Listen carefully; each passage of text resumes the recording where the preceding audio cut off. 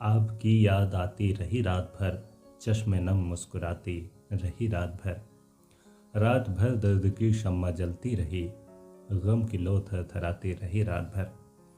दोस्तों, मोहब्बत को बयां करते ये जज्बात उस शायर के हैं जिसने आज़ादी के आंदोलन में शब्दों के बारूद से हमला बोला।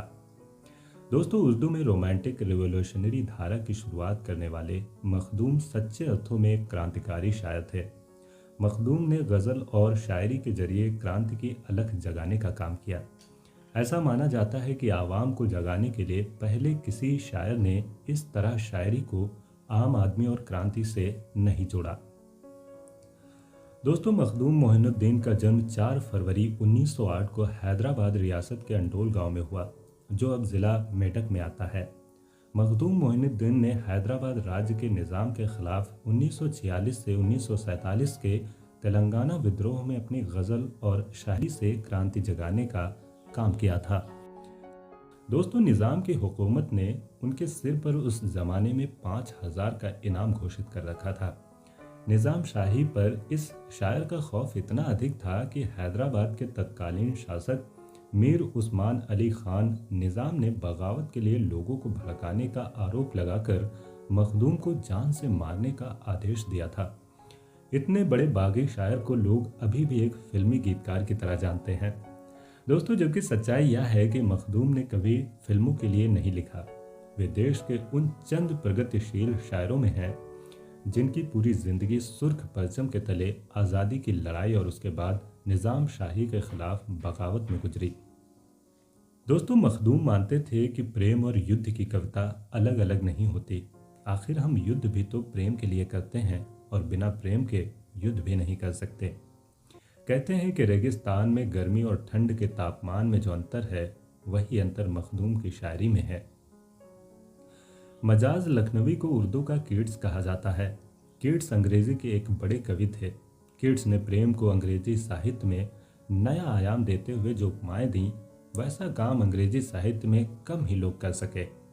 लेकिन मजाज से पहले मखदूम जैसे कीट्स उर्दू अदब में एक मुकाम हासिल कर चुके थे और यही रोमांटिक रिवोल्यूशनरी धारा मजाज तक पहुंची। संस्कृत में जिसे वज्र से भी कठोर और फूल से भी कोमल कहा जाता है, ऐसी ही शायरी मखदूम साहब की थी, जिसका विस्तार जीवन में होता दिखाई देता है। इन मस्त हवाओं का ये बरसात का मौसम, इन मस्त हवाओं का ये बरसात का मौसम, तन्हाई में बेयार गुजर जाए सितम है। दोस्तों, मखदूम की इसी अनोखी अदा पर रीझ कर गालिब के शागिर्द मौलाना हाली के नाती ख्वाजा अहमद अब्बास कहते हैं, मखदूम एक धधकती ज्वाला थे और ओस की ठंडी बूंदें भी। वे क्रांतिकारी छापा मार की बंदूक थे और संगीतकार का सितार भी। वे बारूद की गंध थे और चमेली की महक भी। ये कौन आता है तन्हाइयों में जाम लिए, ये कौन आता है तन्हाइयों में जाम लिए, जिलों में चांदनी रातों का एहतमाम लिए। चटक रही है किसी याद की कली दिल में, नज़र में रक़्स से बहारां की सुबह शाम लिए। हुजूम बादा व गुल में हुजूम यारा में, किसी निगाह ने झुककर मेरे सलाम लिए। किसी ख़याल के खुशबू किसी बदन की महक, किसी ख़याल के खुशबू किसी बदन की महक, दरे कफस पे खड़ी है सबा पयाम लिए।